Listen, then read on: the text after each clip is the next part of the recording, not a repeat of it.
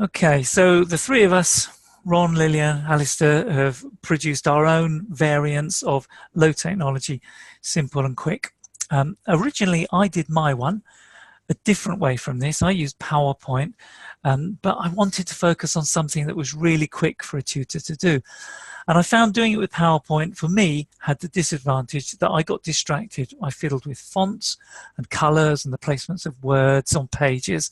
So I decided to go ultra low technology. I wrote the keywords on Post-its, and then I put them in order. I leaned the phone against my computer monitor, made myself comfortable, and did the shooting in one take. It took about 10 minutes to write out the Post-its, do the shooting, and then press the upload button to YouTube. Now, there are many different benefits to doing video, but one that comes through in the research is the human presence, particularly if it can communicate warmth and enthusiasm.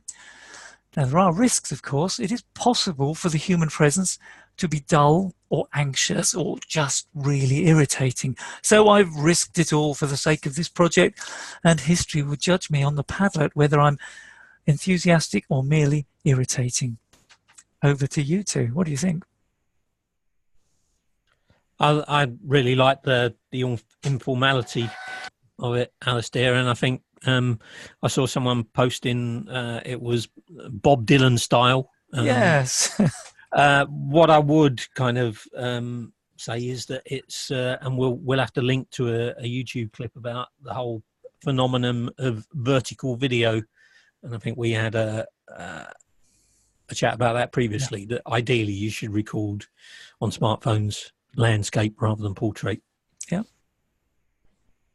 Yeah, I like the informality, but obviously we were doing this from a kind of promo point of view, so our audience was slightly different from, say, a lecturer trying to explain something to a student or a group of students. So I guess in actual fact it's useful to have a variety of video methods anyway, but this is a nice first introduction, I think. Learning outcomes, what are the key learning outcomes you need to be aware of? That kind of pithy, quick engagement, it's quite nice and quick to do, as you say, Alistair. And there is a sort of Khan video feel to this. There's some really nice video clips on the Khan Academy site, where you can see tutors just scribbling out on a piece of paper the solution to a mathematical problem or a graph or something. And I think that can work. Yeah, that's the style I was going to go for at first. But I would, because it's like we were getting slightly competitive, weren't we? And I was kind of going to use my kind of graphic design skills and draw a kind of text and draw the text out on screen animated, but I kind of wanted to make sure I was using a method that was replicatable, as you say, if there's such a word, by others. So let's have a look at yours. Shall we? Yeah. Can you share? I'm just going to switch over to mine and share. So hopefully you're able that's come up now. So it's just a very simple kind of obviously PowerPoint slide, and these bits are animated. And you can see the animations in the animation pane on the right. You can see it's just lightly animated. And all I did was, when I played it as a presentation, I had this audio already playing, so I could kind of bring in the actual text when I wanted it to happen. Now, the main thing that makes this different is, I guess, how I recorded it. And for those people who don't know, inside PowerPoint itself, this is on Windows 10, PowerPoint 2013, you have this screen recording that allows you to actually record the entire, you select an entire area, if you like, and you can record the pointer, you can record your audio, and you can press record. And that would actually allow you to record this actual PowerPoint.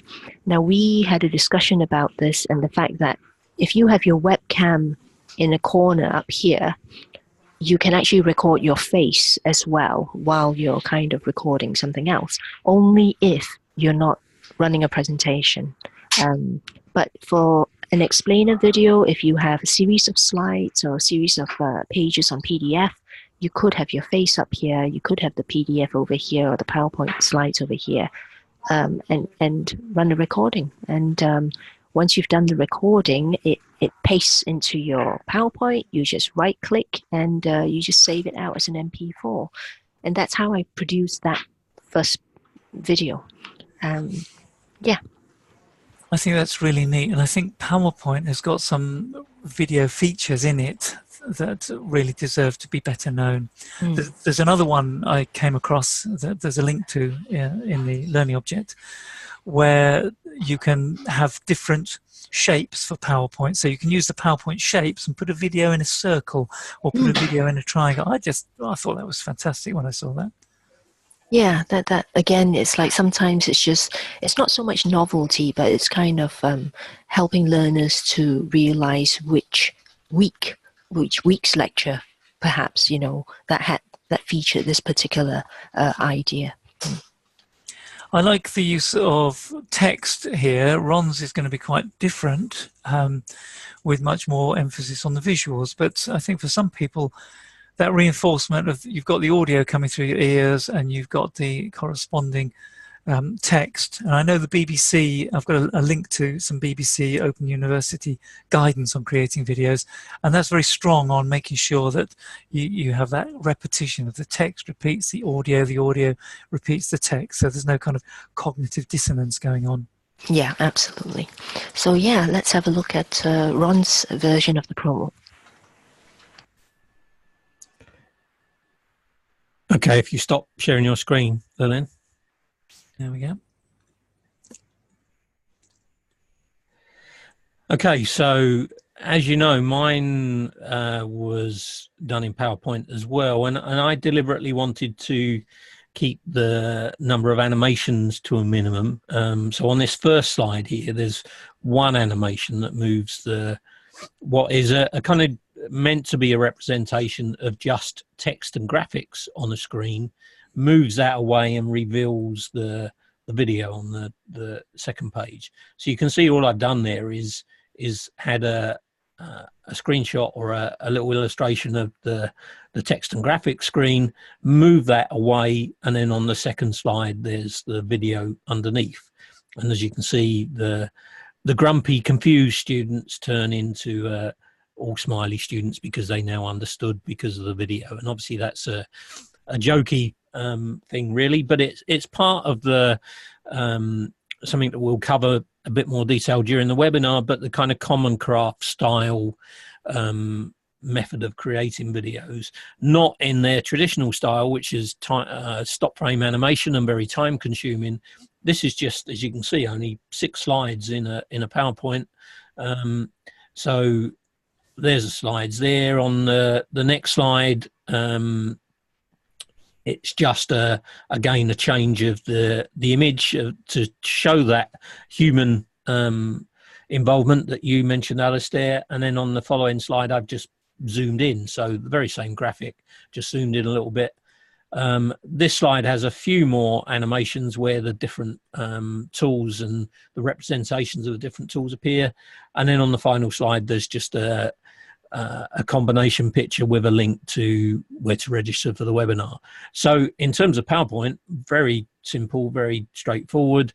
And like Lilian, I used a screen recording tool to effectively just record each slide. And as I ran the presentation, so if I play that now, I just talked through and clicked as I wanted the slide content to change.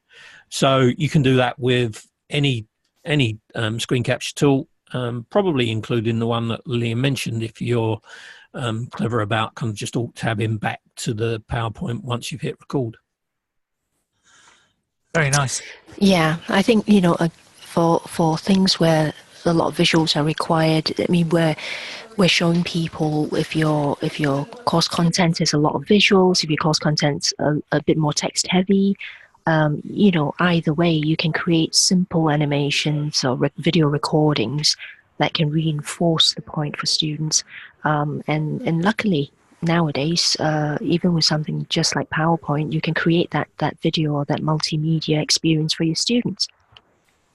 and they can carry it around in their pockets and access it anytime they need.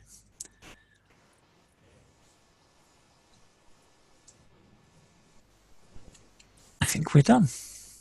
Agreed.